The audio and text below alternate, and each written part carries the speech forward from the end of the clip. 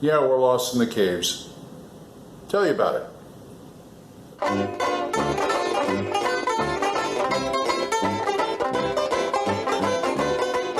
Hiya folks, Old Man Grognard here.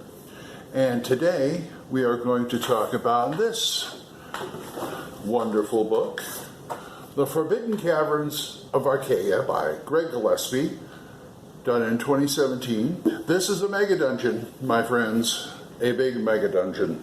Well, kind of. But it's got some unique things that I like about it. It's about, 295 pages? No, it's more like 293 pages. Like I said, it's by Greg Gillespie. It's self-published. It is a 3 Castles Award winner from North Texas RPG Con. And it's also Labyrinth Lord compatible and OSR compatible, which means that you can use it with any old school game or clone thereof. So, what's in this bad boy? Well, we've got a mega dungeon and a story. A very slim story, but it's a story. It's all about this group of people called, this is ancient history, by the way. They're called the Archaians. And their god, Anu got mad at them and basically sundered them, a la Atlantis, a la Sarnath, things like that. Just sunk the city, plagues, fire, you name it, destroyed them. Unfortunately, he didn't destroy them good enough because some of them survived underground under the city, and they are planning revenge. They have allied themselves with the god, Impurax, god of corruption, rot, and decay, to organize a lot of the demi-human races, or should I say humanoid races, to bring this one aspect of the god into the world so they can take over the world and bring it back to the way they wanted it, because they got kind of uppity, if you might say. And this is what the book looks like. There we have it.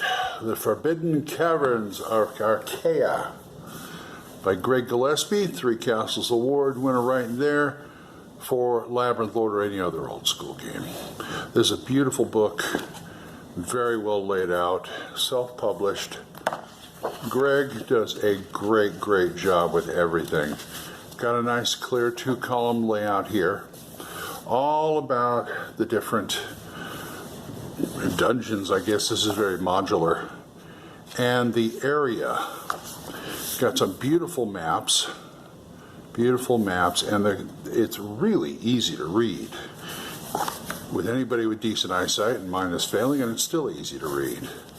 So you've got the city and the main dungeons in here, as you can see. And in the back, you also have a lot of other stuff. Like here's the Hellfire Furnace area. You have a time tracker. You have some character sheets.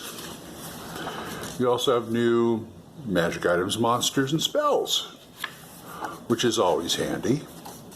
There's some new monsters, a lot of monsters, some old favorites, some interesting ones. And as always, in the back, he's got also pre-gen characters and rival adventuring parties, which you can both use for NPCs, or you can actually use the rival adventuring parties too, because I think they go up to some go up to 11 level. These are the rival adventuring parties you can actually use, and plus, as always, some really nice tables in here. Random tables, a dungeon restocking chart, and these beautiful pictures you show the players when it tells you to show them to the players, to get the idea what they're up against in different areas.